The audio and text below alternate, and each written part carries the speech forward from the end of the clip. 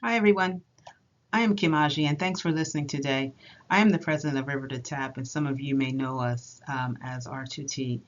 We provide, environmental engineering and environmental consulting services in Georgia, Pennsylvania, Florida, and DC metro area. I've been asked to share my journey with you in becoming a business owner. But before I get started, I just want to thank WTS for allowing me to share my story. It's not exciting or anything, but it is my story and it may be useful to someone. So educational wise, I attended Rutgers University where I received a bachelor's in chemistry, and then after going to work then I went back to school and for a master's at Temple University College of Engineering, where my major was environmental health, which is similar to industrial engineering. Today we know that as industrial engineering. Early in my career, after graduation, I worked in the wastewater industry and then went on to work with a private utility on the potable water side.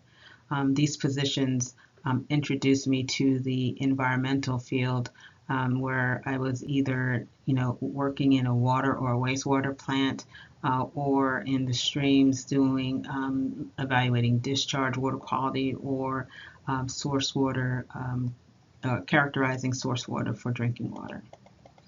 Um, I moved to a regional consulting firm in Atlanta where I was exposed to, other areas of the environmental disciplines such as biological monitoring, green infrastructure, and watershed protection. So I've had my fill of, field evaluations and surveys and collecting information to help solve environmental challenges. So in 2005, I started R2T, and made a decision right up front to have a diversified set of clients, and so that I just wouldn't only focus on municipal clients. Instead, I wanted to incorporate the federal market into as a client in our client base. So, which was a good thing because in 2008 we had the recession, but federal agencies like the National Park Service had a need for firms to help them with the environmental assessments, but also with water and wastewater facility upgrades.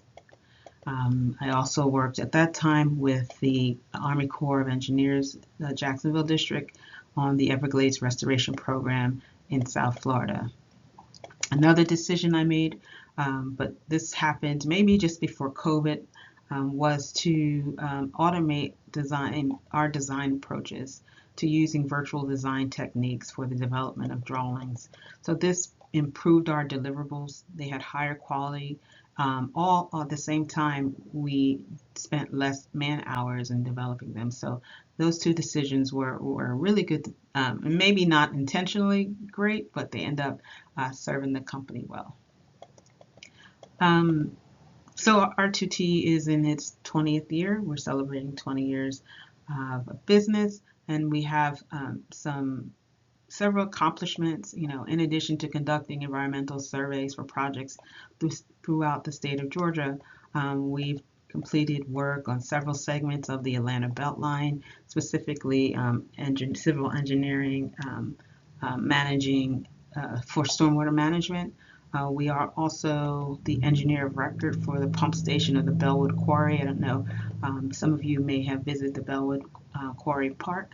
The pump station then carries water from the Chattahoochee to the quarry. So R2T is the engineer of record for that. We received awards, notoriety for that. And we also pretty proud of our work, again, with the Everglades Restoration Program, performing both engineering and environmental work.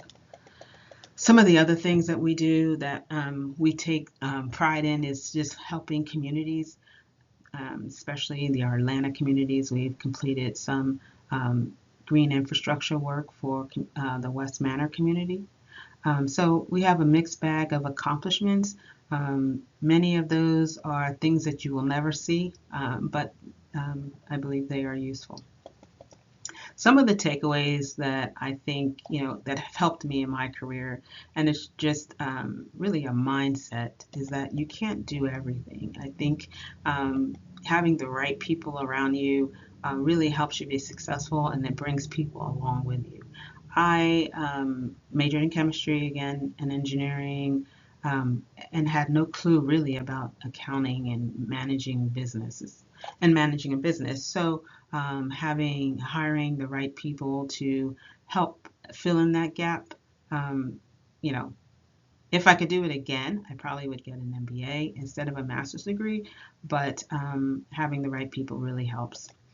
I think we ought to be willing to adapt to changes.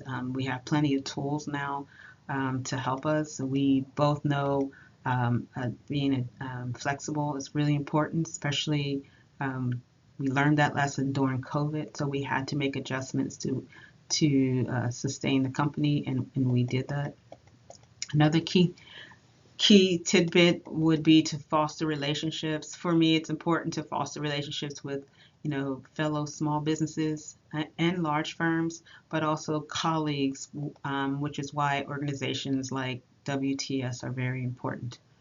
And finally, and probably maybe for me, is most important, is give back where you can. We work in several states and we try to be visible in those states in the community. So, for example, we participate in a program called Bikes for Kids in Philadelphia that we get excited about watching kids get bikes. It's just the little things. We work with the Kiwanis of Roswell for and have assisted them with Christmas parties and little things like that. So, again, just the little things make a difference sometimes. So, thank you for the opportunity to share my experience. WTS is a great organization for women and in transportation, and it brings us all together. Even with our different lenses, we can support and share our experiences with one another. Thank you. Have a great day.